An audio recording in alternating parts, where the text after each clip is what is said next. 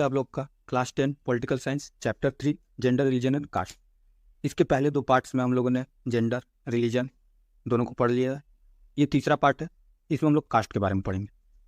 ठीक है, इसके पहले हम लोगों ने gender and politics, religion and politics पढ़ लिया है। चलिए तो कास्ट एंड पॉलिटिक्स पढ़ते हैं। तो हर बार की तरह जैसे मैंने पहले जेंडर एंड पॉलिटिक्स में जेंडर को समझाया, रिलीजन एंड पॉलिटिक्स में रिलीजन को समझाया, उसके बाद हम लोगों ने उसका पॉलिटिक्स में रोल जाना। ऐसे ही कास्ट एंड पॉलिटिक्स में पहले कास्ट को समझाते हैं, उसके बाद हम लोग देखेंगे कि कैसे ये पॉलिटिक्स में रोल प्ले करता है। तो चलिए स्टार्ट करते हैं।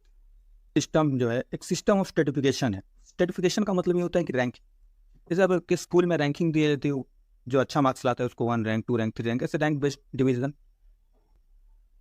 ऐसा ही होता है कास्ट में। हर जो कास्ट होता है वो एक दूसरे के हिसाब से रैंक्ड रहता है, स्ट्रेटिफाइड रहता है। ठीक है, तो आपको स्ट्रेटिफिकेशन का मतलब समझ में आ गया। उसका सिंपल वर्ड में कहें तो रैंकिंग। ठीक है, तो इस कास्ट के रैंकिंग का कुछ तो अलग होगा, क्योंकि रैंकिंग के सिस्टम तो बहुत सारे, आपके स्कूल में भी रैंकिंग हो रहा है, तो वो कास्ट सिस्टम तो नहीं है ना। तो इसमें क्या होता है ये समझिए। देखिए, इसका पहला पॉइंट है hereditary occupation sanction bye religion. जो आपके फादर कर रहे हैं, जो आपके ग्रैंडफादर कर रहे हैं, वही आपको भी काम करना है। जैसे अगर आपके फादर या ग्रैंडफादर बाल काटने का काम है, तो आपको भी बाल ही काटना होगा कास्ट के हिसाब से। हाँ, मैं जानता हूँ ये आज के वर्ल्ड के हिसाब से सही नहीं है, और अब बहुत हद तक कास्ट बेस्ड ऑक्यूपेशन जो था, जो पूर्वजों से चलता आ रहा था, वो अब बहुत हद तक कम हो गया। अब जो लोग हैं वो कोई भी काम कर रहे हैं। ठीक है, अब कास्ट को उतना कोई लोग नहीं मानते। Marriage with in caste group, marriage जो होगा सेम कास्ट ग्रुप के बीच में होगा। अलग अलग कास्ट ग्रुप वाले मैरिज भी नहीं कर सकते, जिससे कि वो जो सेगमेंट है कास्ट की बाउंड्री वो बनी रहे। नहीं तो अगर इंटर कास्ट मैरिज होने लगेगा तो हर कास्ट की बाउंड्री टूट जाएगी। तो ये कास्ट का दूसरा पहलू है इस रैंकिंग का, कि मैरिज भी करना है तो बाहर नहीं करना है कास्ट में। Feeding restriction with other caste. तो ये feeding restriction with other caste का मतलब हुआ कि खाना भी नहीं खाना है दूसरे कास्ट के साथ, और ना ही उसके साथ रहना है। ये कास्ट सिस्टम का सब कैरेक्टरिस्टिक है, ये आपको मैं फॉलो करने के लिए नहीं बोल रहा हूँ। Feeding restriction with other caste मतलब खाना भी नहीं खाना है और रहना भी नहीं है साथ। फिर से एस्क्राइब्ड स्टेटस नॉट अचीव्ड। आज की सोसाइटी में आप पढ़ लिख के जॉब करते हैं और आपका बहुत अच्छा जॉब लगे, आप बिजनेस भी करते हैं, तो वो आपका स्टेटस अचीव्ड है। आप अचीव्ड स्टेटस पर आप ज़्यादा ध्यान देते हैं कि हाँ ये मेहनत करके ऐसा बन गया, ये मेहनत करके। क्या कोई प्लेयर क्रिकेट खेलता है और वो अच्छा खेलता है, तो क्या उसके कास्ट पर ध्यान देते हैं कि उसके खेल पर ध्यान देते हैं? तो आप अब अचीवमेंट फोकस्ड सोसाइटी हो गए हैं। लेकिन जो कास्ट है वो एस्क्राइब्ड स्टेटस है, उसमें आपका कुछ नहीं है। अब जो पर्टिकुलर कास्ट ग्रुप से है वो आपके पूर्वज से चला आ रहा है, आपका उसमें ना कोई रोल है, ना आपने 1% भी उसमें कंट्रीब्यूशन किया है। ठीक है, आपकी ये आपको अचीवमेंट की तरह नहीं देखना है कि आप ये पर्टिकुलर कास्ट ग्रुप से, तो ये आपका अचीवमेंट है। ये एस्क्राइब नेचर है। ठीक है, आप किसी भी कास्ट में जन्म ले सकते थे। तो क्लियर है ये 4 पॉइंट। तो अगर पूछे कि कास्ट सिस्टम क्या है और उसके कैरेक्टरिस्टिक, तो आप ये लिखें। अगर 5 नंबर में पूछते कि वो कास्ट सिस्टम क्या है, तो ये पूरा लिखना है आपको। ठीक है, तो ये हम लोगों ने देखा कि कास्ट सिस्टम कैसे रैंक्ड हो रहा है। लेकिन इसमें डिस्क्रिमिनेशन भी होता है कि ये पर्टिकुलर कास्ट ग्रुप के साथ खाना नहीं खाना है, पर्टिकुलर कास्ट ग्रुप को शैडो से भी दूर रहना है। तो इस तरह के डिस्क्रिमिनेशन जब बहुत हाई स्टेज पर चला जाए तो उसे हम कहते हैं अनटचेबिलिटी। क्या कहते हैं? अनटचेबिलिटी। अनटचेबिलिटी अगेंस्ट आउटकास्ट, जिसको कास्ट ग्रुप का माना भी नहीं जाता। मैं भी बताता हूँ क्या क्या है ये लोग। Worst form of caste based discrimination and exclusion. Exclusion का मतलब उनको जो चीज़ सबको मिल रहा है उससे हटा देना, एक्सक्लूड कर देना, कि आपको ये सब जो हम लोग को पर्टिकुलर सर्विस मिल रहा है ये आपको नहीं मिलेगा, ये जो हम लोग को राइट्स और ये है वो आपको नहीं मिलेगा। तो यहाँ देखिए, ब्राह्मण, क्षत्रिय, वैश्य, शूद्र, दलित अनटचेबल। तो ये जो दलित है ये आउटकास्ट है। तो जो ब्राह्मण्स है उसमें कौन है? प्रीस्टली, एकेडमिक क्लास, मतलब ये उनका प्रोफेशन है। जो क्षत्रिय वो administration, warriors, rulers, raja maharaja. Vaishyas, artisan, फिन्स, फार्मर्स, मर्चेंट्स, ट्रेडर्स, मतलब जितना भी बिजनेस ये सब करना है वो सब वैश्यास करना है। और शूद्र मैनुअल लेबर, सिर्फ काम करेंगे, जितना उनके बॉडी फिजिकल वर्क हो सकता है वो फिजिकल वर्क को करेंगे। और दलित जो है वो आउटकास्ट है, जिनके खिलाफ अनटचेबिलिटी होता है। ठीक है, स्ट्रीट क्लीनर्स, मैनुअल टास्क, मतलब गंदा काम या फिर छोटा काम, ये सब इनको दिया गया, दलित अनटचेबल्स को। अब तक तो आपको पढ़ के ये कास्ट सिस्टम पता ही चल गया होगा कि ये आज क्या 100 साल पहले की सोसाइटीज में भी ये फिट नहीं होता, क्योंकि ये क्लियरली देखा जा रहा है कि किसी एक ग्रुप को बहुत ज़्यादा बेनिफिट दे रहे हैं, किसी एक ग्रुप को एकदम ही बेनिफिट्स नहीं, वो सिर्फ काम करने के लिए ही बना है। तो ये कास्ट सिस्टम जो है बहुत डिस्क्रिमिनेटिव, ठीक है। कास्ट सिस्टम देखते हैं, वो तो बहुत चेंज हो गया है। तो क्यों चेंज हुआ, क्या क्या ऐसा फैक्टर्स इससे चेंज हुआ? चलिए एक एक फैक्टर्स को हम धीरे धीरे पढ़ लेते हैं। इकोनॉमिक डेवलपमेंट, जैसे जैसे इकोनॉमिक डेवलपमेंट हो रहा है, लोग के पास पैसे बढ़ते जा रहे हैं, वो अलग अलग चीज़ ट्राई कर रहे हैं, और वो कास्ट के रिस्ट्रिक्शन में नहीं बंधे हुए हैं, ठीक है। उनकी सोच बढ़ती चली जा रही है। ग्रोथ ऑफ लिटरेसी, अब जब पढ़ाई लिखाई करेंगे और शिक्षित हो जाएंगे तो अपने राइट्स और ड्यूटीज को अच्छे से समझ पाएंगे कि हाँ ये हमारे साथ डिस्क्रिमिनेशन है, ये नेचुरल तो नहीं है, ठीक है।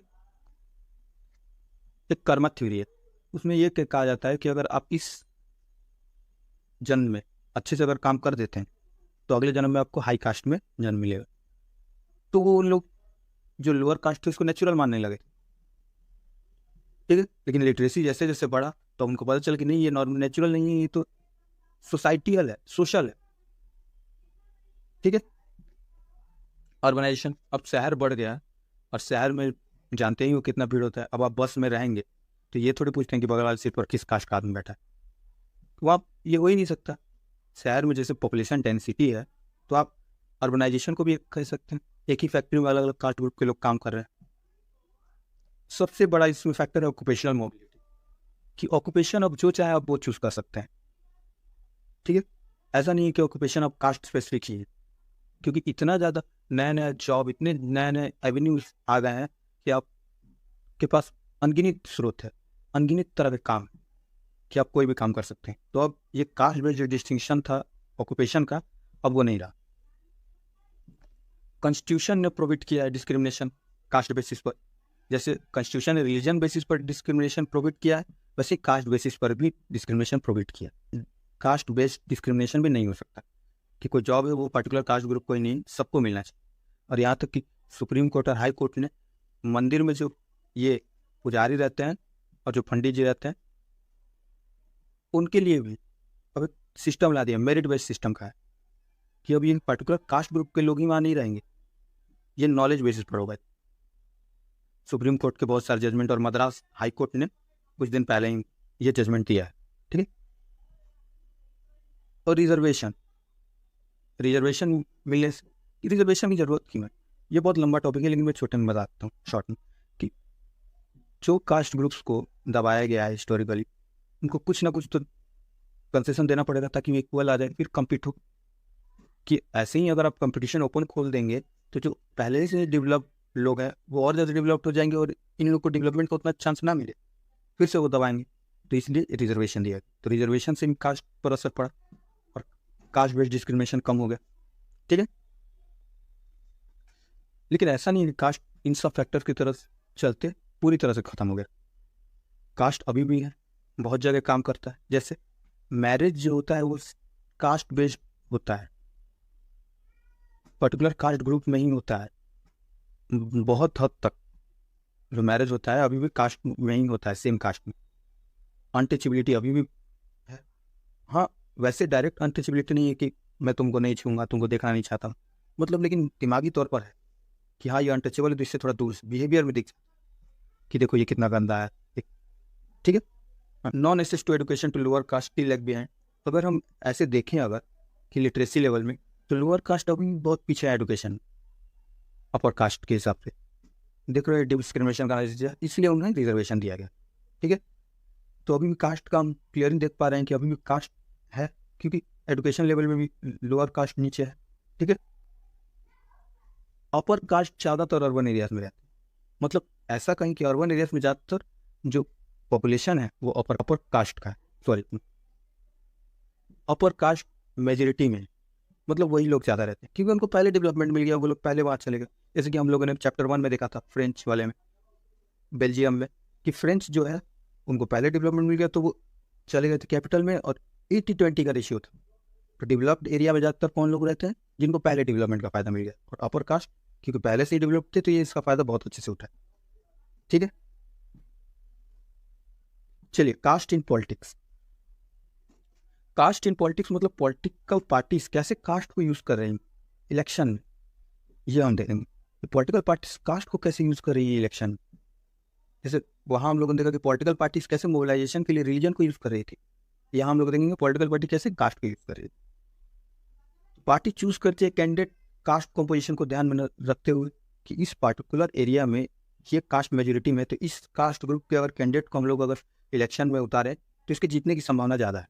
तो कास्ट समीकरण को ध्यान में रख के मोबिलाइजेशन भी कास्ट लाइन पर होता है कि आप मुझे वोट दो, मैं आपके रिजर्वेशन के लिए लड़ूंगा। कास्ट लाइन पर मोबिलाइजेशन भी हो रहा है, जैसे वहाँ रिलीजन लाइन पर हो रहा था, यहाँ कास्ट लाइन पर हो रहा है कि आपको अलग अलग बेनिफिट मिलेगा। ठीक, growing consciousness among lower caste due to adult franchises. अब कंसाइसनेस बढ़ रहा है लोअर कास्ट में क्योंकि लोअर कास्ट स्ट्रेंथ में ज़्यादा है, न्यूमेरिकली अगर बात करें तो वो ज़्यादा है। तो वो ज़्यादा है तो किसी पार्टी को जीतने के लिए उनका सपोर्ट बहुत जरूरी है। तो वो भी अब इसको समझने लगे कि हमारे जो न्यूमेरिकल स्ट्रेंथ है ये बहुत पावरफुल सोर्स है हमारे चेंज लाने के लिए। तो वो भी अब जो उनके फायदे की बात है उसी पर वोट दे रहे हैं और हर पॉलिटिकल पार्टी अब उनके भी अपलिफ्टमेंट का बात कर रही है। ठीक है, क्योंकि यूनिवर्सल एडल्ट फ्रेंचाइजी में एक आदमी का एक वोट होता है, तो इसलिए दलित जो है न्यूमेरिकली स्ट्रॉन्गर है और पॉलिटिक्स न्यूमेरिकल का गेम है। जो न्यूमेरिकल मेजोरिटी में उसी की बात मानी जाती है। चलिए आइडेंटिटी पॉलिटिक्स। अब अपने आइडेंटिटी को भी बचाने के लिए कास्ट लड़ रहे हैं। जैसे पॉलिटिकल पार्टी का कोई लीडर कहे कि हमारे कास्ट जो है वो निचले दर्जे का, इसको कोई पहचानता नहीं है, इसका कोई आइडेंटिटी नहीं है। जैसे आप क्लास में हैं और आप मान लीजिए पढ़ने में अच्छे नहीं, तो आपको कोई आइडेंटिटी नहीं है, आपको ना टीचर उतने अच्छे से व्यवहार करता है ना कोई, तो आपको बुरा लगता हो कि इसके साथ ऐसा व्यवहार क्यों, मेरे साथ ऐसा व्यवहार क्यों। तो ऐसा ही हर कास्ट के साथ है। तो वो आइडेंटिटी अपना बनाने के लिए पॉलिटिक्स में उतरती है और या फिर उसी बेस पर मोबिलाइजेशन होता है कि हम लोग का आइडेंटिटी बना लिया जाए। एक बार पॉलिटिकल पावर में हम लोग आ जाएंगे तो हम लोग का आइडेंटिटी बन जाएगा कि हाँ ये भी कास्ट ग्रुप है। ठीक है, लेकिन ये मत समझ लीजिए कि पॉलिटिक्स पूरी तरह से कास्ट पर इन्वेस्ट है। ठीक है, कास्ट है पॉलिटिक्स में, लेकिन पूरी तरह से अगर कहा जाए कि कास्ट ही डोमिनेट कर रहा है पॉलिटिक्स को तो ये गलत है। इसके कुछ उदाहरण, कोई भी पार्लियामेंट्री कंस्टिट्यूएंसी में सिंगल कास्ट क्लियर मेजोरिटी में नहीं, कोई एक पर्टिकुलर कास्ट को कह दिया जाए कि ये सबसे ज़्यादा है मेजोरिटी में है, तो ऐसा नहीं है। उस जो वहाँ पर इलेक्शन लड़े उसको और एक दो कास्ट का समीकरण लेके चलना पड़ेगा। ठीक है, मेजोरिटी कहने का मतलब यहाँ ये है कि ज़्यादा तो हो सकता है वो कास्ट किस सबसे ज़्यादा है, इस कास्ट से भी ज़्यादा, इस कास्ट से भी ज़्यादा, इस कास्ट से भी ज़्यादा, लेकिन ओवरऑल अगर सब कास्ट मिल जाए तो ये कास्ट उन सबसे ज़्यादा नहीं, ये यहाँ मेजोरिटी का बात हो रहा है। ठीक है, तो कोई एक पॉलिटिकल पार्टी किसी एक कास्ट ग्रुप को फोकस नहीं कर सकती क्योंकि एक कास्ट ज़्यादा है नहीं, और कोई पॉलिटिकल पार्टी एक कास्ट ग्रुप के पर्टिकुलर सारे वोट नहीं जीती है आज तक कि एक पर्टिकुलर कास्ट ग्रुप को टारगेट कर लिया उसका पूरा वोट जीत लिया, ऐसा कभी नहीं हुआ। तो इसीलिए भी कहा जा सकता है कि politics is not all about cast. और बहुत से कहते हैं सेम कास्ट के लोग ही एक ही सीट से लड़ रहे हैं, एक ही सीट के लिए सेम कास्ट के लोग लड़ रहे हैं, तो बताइए इसमें अगर एक ही कास्ट के लोग लड़े तो इसमें पूरा वोट बढ़ जाएगा। ठीक है, तो इसमें कोई किसी को भी क्लियर मेजोरिटी नहीं मिलेगी। अब चौथा पॉइंट, रूलिंग पार्टी के एमपी और एमएलए फ्रिक्वेंटली इलेक्शन लूज करते रहते हैं। अगर ऐसा ही होता कि एक कास्ट कैलकुलेटर आपके हाथ में मिल गया और आप हर बार इलेक्शन जीत जाते, लेकिन ऐसा होता नहीं है, आप हार भी जाते हैं। तो ऐसा जरूरी नहीं है कि कास्ट के बेसिस पर यहाँ पर इलेक्शन जीतें। पर कास्ट में भी इंटरनल डिवीजन है, जैसे रिलीजन में इंटरनल डिवीजन तो कास्ट में भी है। कोई रिच है कोई पुअर है तो उसका इंटरेस्ट अलग है, उसका और दूसरे का इंटरेस्ट अलग है, तो उसका भी ध्यान रखना पड़ेगा। ठीक है, आपने कुछ देर पहले पढ़ा था कास्ट इन पॉलिटिक्स कि कैसे पॉलिटिक्स में कास्ट का यूज किया जा रहा है इलेक्शन जीतने के लिए। लेकिन अब पढ़ते हैं हम लोग पॉलिटिक्स इन कास्ट। अब दोनों में अंतर क्या है? पॉलिटिक्स इन कास्ट का मतलब होता है कि कास्ट जो है अपने अंदर ही पॉलिटिक्स कर रहे हैं कि हम ऊपर आ जाए, हम ऊपर आ जाए, वो आपस में लड़ाई कर रहे हैं कि हम बड़े बन जाए, हम बड़े बन जाए। तो उसके लिए वो क्या करते हैं, जो अगल बगल के कास्ट ग्रुप होते हैं उनको आपस में मिलाने का कोशिश करते हैं। अगल बगल के कास्ट ग्रुप जैसे जो रैंकिंग में कुछ ही दूरी पर, उनको अपने अंदर मिलाने का कोशिश करते हैं ताकि ये लगे कि मेजोरिटी है, बहुत ज़्यादा लोग हैं और ये दबाव बना सके। दूसरा पॉइंट, बहुत सारे कास्ट ग्रुप कोलिनेशन में आ जाते हैं, कोलिनेशन गवर्नमेंट बना देते हैं। अब इसका मतलब क्या, ऐसे तो ये लड़ रहे हैं अपनी सुपरियरिटी के लिए, लेकिन इनको सुपरियरिटी किसी भी तरह से चाहिए होता है। तो 2-3 कास्ट ग्रुप जब इलेक्शन लड़ रहे थे अलग अलग, वो दोनों मिल के सरकार बना लेते हैं कि चलिए हम ही दोनों सुपीरियर आ रहे हैं। समझ में आ रहा है आपको? और अब क्योंकि पर्टिकुलर कास्ट ग्रुप, एक कास्ट ग्रुप पर फोकस करके कोई पार्टी जीत नहीं सकता, तो ये इसका ब्रॉड डिस्टिंक्शन बनाते हैं कि ये फॉरवर्ड ग्रुप है और ये बैकवर्ड ग्रुप है। ये फॉरवर्ड ग्रुप का मतलब कि जो ऊपर के कुछ कास्ट है, ये फॉरवर्ड कास्ट ग्रुप है। तो ये पूरा एक बन गया कि अब हम फॉरवर्ड कास्ट ग्रुप पे हम एक साथ लड़ेंगे ताकि ज़्यादा स्ट्रेंथ हो। अकेले अगर लड़ेंगे तो ज़्यादा स्ट्रेंथ नहीं होगा। तो ये पॉलिटिक्स हो रहा है कास्ट के अंदर, कौन ऊपर आना चाह रहा है, कौन ऊपर आए रहेगा, तो इसके लिए अब लड़ाई चल रहा है कास्ट के अंदर। ठीक है, तो पॉलिटिक्स इन कास्ट और कास्ट इन पॉलिटिक्स दोनों में अंतर है, दोनों मैंने समझा दिया। अब इसका एडवांटेज क्या हो रहा है, वॉइस मिल रहा है और रिस्पेक्ट मिल रहा है। डिसएडवांटेज सेक्शन को भी अब मिल रहा है रिस्पेक्ट, जो कि लोअर कास्ट दलित ये सब थे, इन लोग के न्यूमेरिकल स्ट्रेंथ के चलते अब इन लोग का आवाज़ को भी सुना जा रहा है, इन लोग के मांग को भी सुना जा रहा है। तो ये तो एडवांटेज है, लेकिन डिसएडवांटेज क्या है, रियल इश्यू से जो अटेंशन है वो डाइवर्ट कर देता है। करप्शन, पॉवर्टी, एडुकेशन, हेल्थ, ये सब पर बात नहीं होता, कास्ट पर ही इलेक्शन लड़ा जाता है। और ये कुछ समय तो कॉन्फ्लिक्ट भी कर सकता है, 2 कास्ट ग्रुप के बीच में लड़ाई हो गया और वायलेंस होगा, तो ये हम लोग का खत्म हो जाता है पॉलिटिक्स एंड कास्ट। तो शुक्रिया मेरे वीडियो को लास्ट तक देखने के लिए। और अगर आपको कोई भी क्वेरीज है तो आप कमेंट सेक्शन में ज़रूर लिखें। थैंक्स।